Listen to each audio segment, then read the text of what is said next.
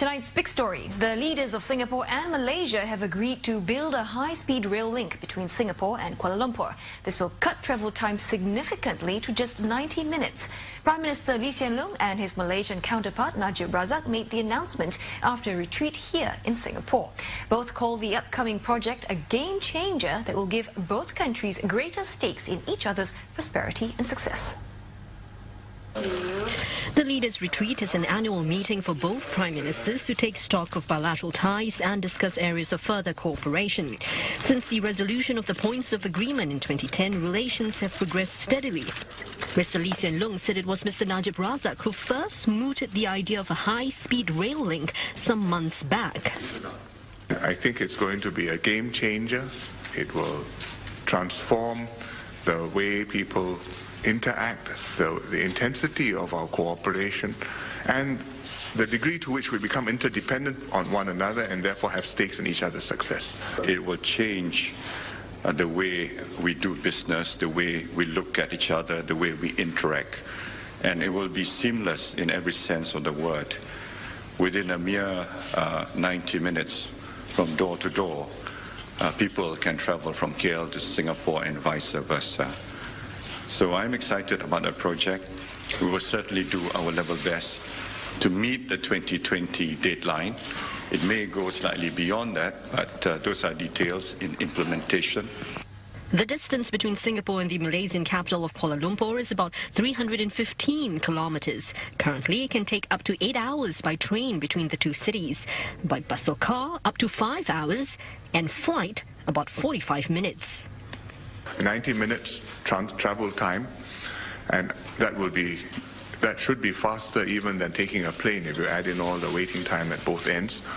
And I think that it will become like, as Prime Minister Najib says, like between the European cities, where you consider the two cities as one virtual urban community.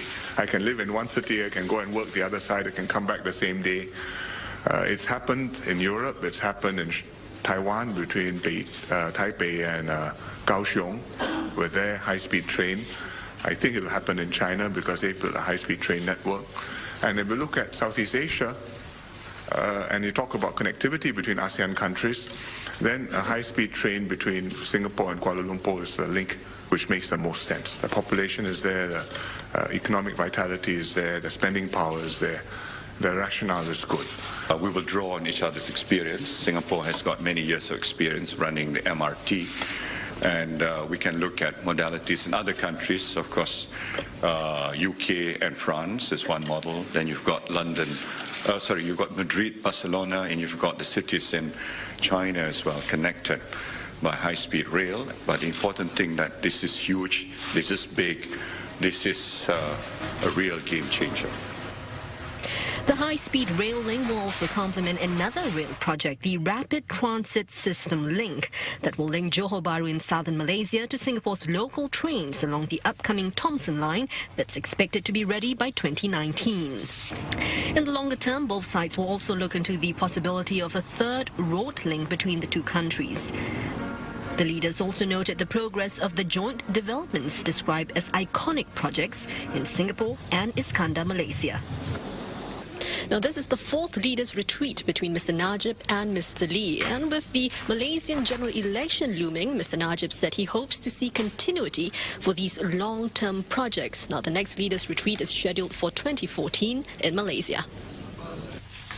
Malaysians have welcomed the proposed high-speed rail linking Malaysia and Singapore as long overdue. Some observers say the project may boost support for Prime Minister Najib Razak's administration ahead of a crucial general election. Our Prime Minister can do whatever he wants, but to us it's like this is a necessity. It should have been done very much earlier. Does happen, then he will get more support from our rakyat lah. I think it's not a matter of political gain. I think it's a matter of national interest. If this happens, that will be good for Malaysia.